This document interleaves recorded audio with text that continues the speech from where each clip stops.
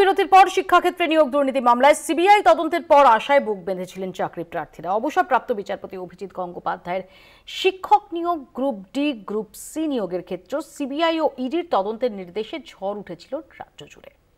আইনজ্ঞ মহলের একাংশ মন্তব্য করেছিলেন দুর্নীতির পর্দা ফাঁস করবে কেন্দ্রীয় তদন্তকারী সংস্থায়। তবে বিচারপতি থাকাকালীন সিবিআই এর থেকে ইডির তদন্তের প্রশংসা করেছিলেন বিচারপতি গঙ্গোপাধ্যায়। আইনজ্ঞ মহলের মতে সুপ্রিম কোর্টের নির্দেশ অনুযায়ী যতক্ষণ না সিবিআই এর মামলায় অভিযুক্তরা দোষী প্রমাণিত হচ্ছে ততক্ষণ ইডি বেআইনি আর্থিক লেনদেনের আর্থিক বিচার প্রক্রিয়া শুরু করতে পারবে না। তাই প্রাথমিক ও এসএসসি নিয়োগের ক্ষেত্রে ধীরে চলো নীতি নিয়ে এগোচ্ছে ইডি। কলকাতা হাইকোর্টের অবসরপ্রাপ্ত বিচারপতি অভিজিৎ গঙ্গোপাধ্যায় এসএসসি এবং প্রাথমিক নিয়োগের ক্ষেত্রে সিবিআই এবং ইডি তদন্তের নির্দেশ জারি করেছিলেন। মামলার পরবর্তী শুনানিতে ইডি এবং সিবিআই এর তদন্ত নিয়ে বেশ কিছু মন্তব্য করেছিলেন বিচারপতি গঙ্গোপাধ্যায়। ইডি এবং সিবিআই দুর্নীতির কোমর অবধি পৌঁছেছে, হৃদয় এবং মাথা পর্যন্ত পৌঁছন এখনো বাকি আছে। অল্প সময় মাথা পর্যন্ত পৌঁছতে হবে। আপনারা সময় নষ্ট করছেন, দ্রুত করুন। আপনাদের দায়িত্ব পালনে ব্যর্থ হচ্ছেন কেন?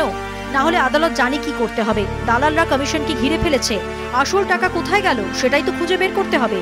কি করছে তদন্তকারী সংস্থা? এ রাজ্যে একাধিক মামলায় তদন্তকারী সংস্থার বিরুদ্ধে এফআইআর করে তদন্ত করতে হবে পুলিশকে। ইতিমধ্যে নিম্ন আদালত থেকে নিয়োগ দুর্নীতি মামলায় জামিন পেয়েছেন প্রায় বেশিরভাগ অভিযুক্তই।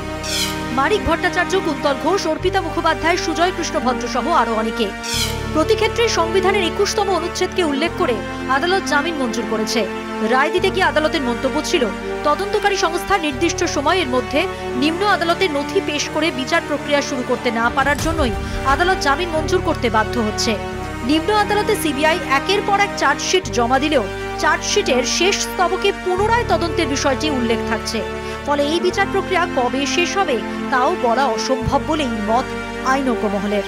আইনজ্ঞ মহলের একাংশের মত, এখনো পর্যন্ত সারা দেশে কেন্দ্রীয় তদন্তকারী সংস্থার তদন্তের পর বিচার প্রক্রিয়ার শেষ করে শাস্তি প্রদানের নিদর্শন সংখ্যা তত্ত্বের দিক থেকে খুবই নগণ্য। তাই শিক্ষক নিয়োগ দুর্নীতির মামলার অবসান যে কবে হবে তা কেউ জানে না। কলকাতা টিভি।